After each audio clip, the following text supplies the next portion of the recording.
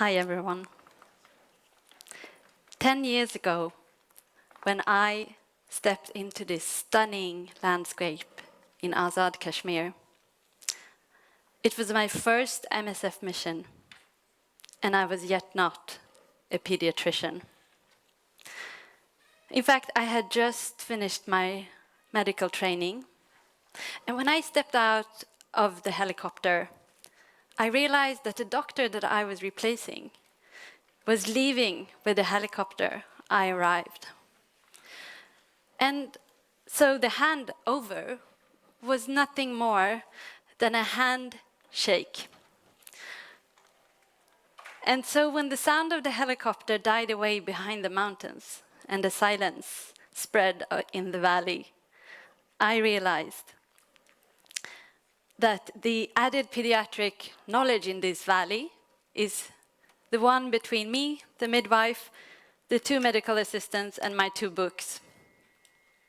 And we had a lot of pediatric patients. A lot of children with pneumonia, bronchiolitis. One day, we had a child who had had urinary retention for a long time, more than a day, and his abdomen was bulging and distended bladder. And we didn't have pediatric catheters. So we tried with a nasogastric tube, and it didn't work, and we had to tap him several times suprapubically to the agony of the child. Another time, we had an unconscious child, and after a few hours treatment, unfortunately, he stopped breathing.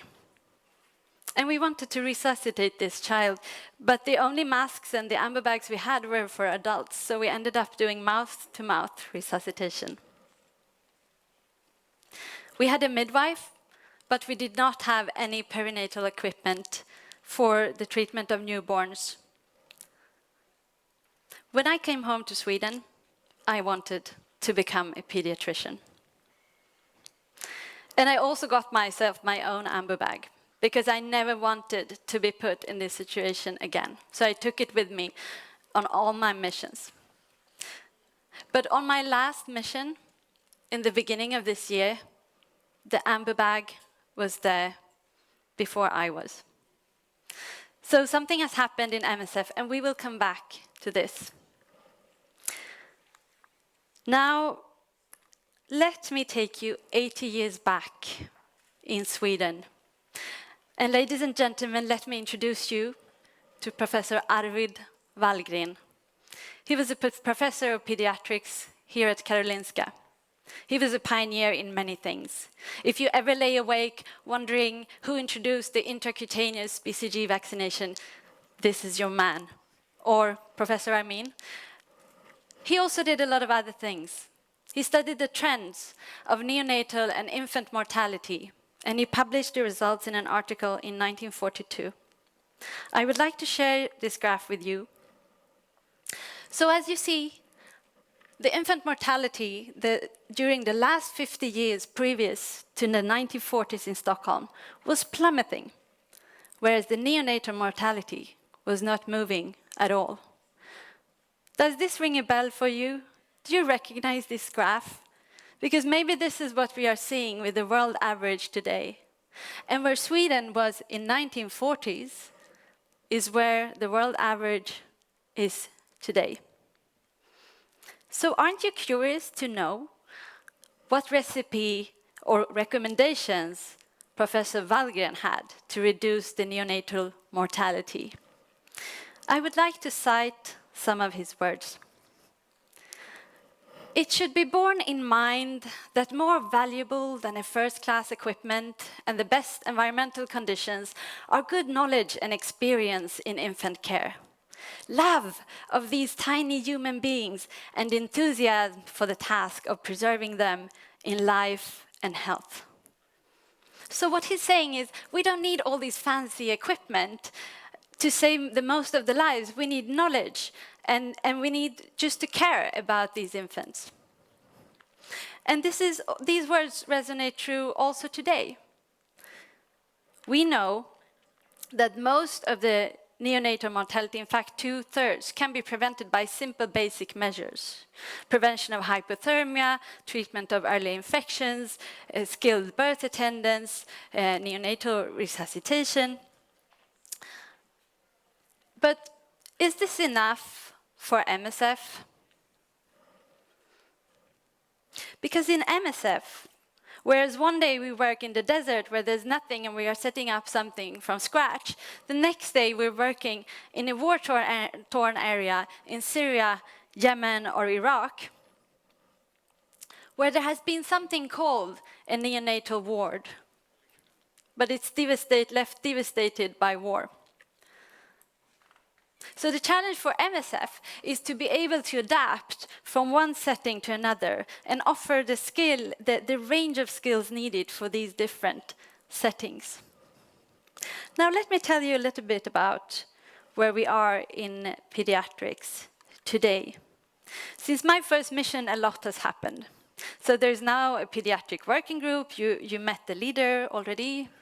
There are pediatric advisors. We have the telemedicine platform that deserves its own PaEDTalk later this afternoon. We also have e-learning, and we have trainings in neonatology, nutrition, vaccination, and emergency treatment and triage. There is a neonatal policy. There are pediatric guidelines that are being finalized, and there is a pediatric annual report on the way. But there are also still challenges for us to find the number of skilled pediatricians that can go into the field, but we also need to build local capacity. We need to translate the guidelines we have in high-resource settings to low-resource settings.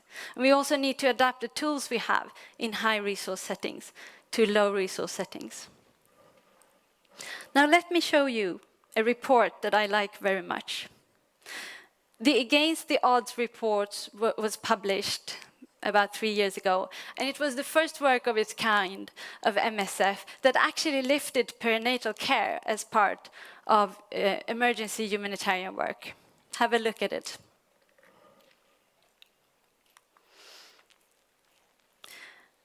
Now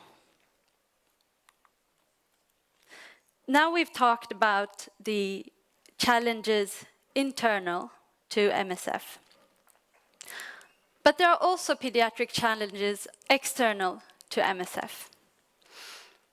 Challenges that we, the pediatric public health community and humanitarian community, only can tackle by bearing witness and speaking out. Let me give you one example.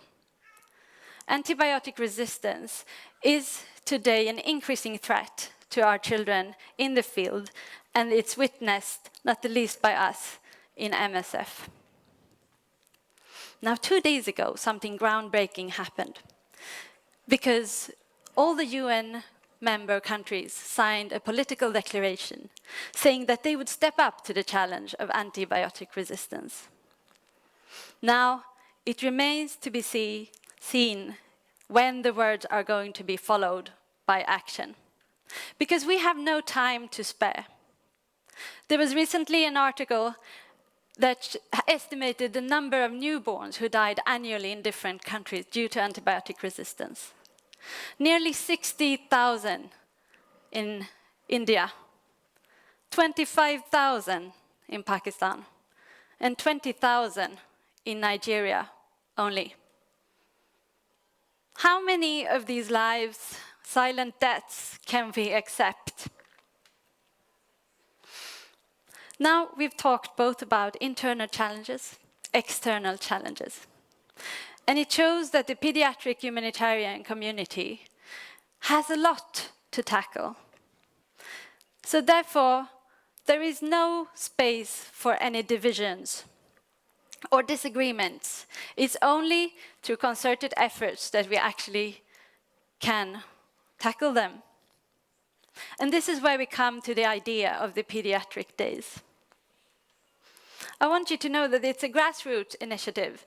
It's people like me, Christina, and other people in this room who came up with the idea through the MSF Association.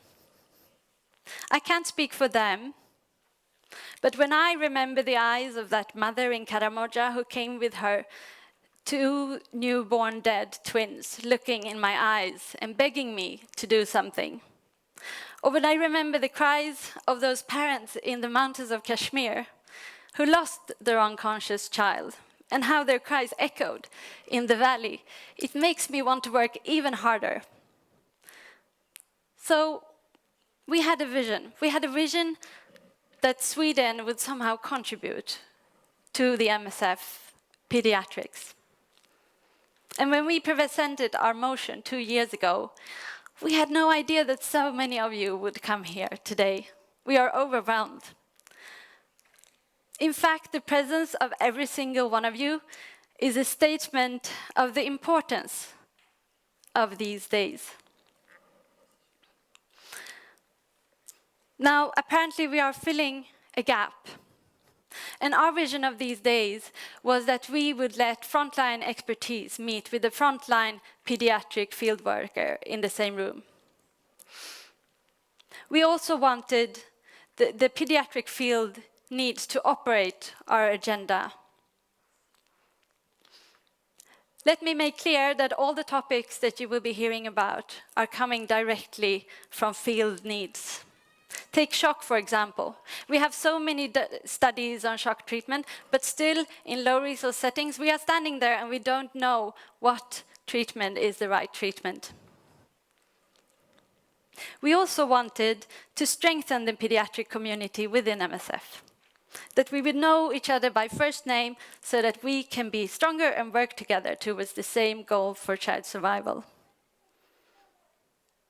Now let me congratulate all of you, because you're in the front row of a historic milestone in MSF Paediatrics history, the first day of the MSF Paediatric Days.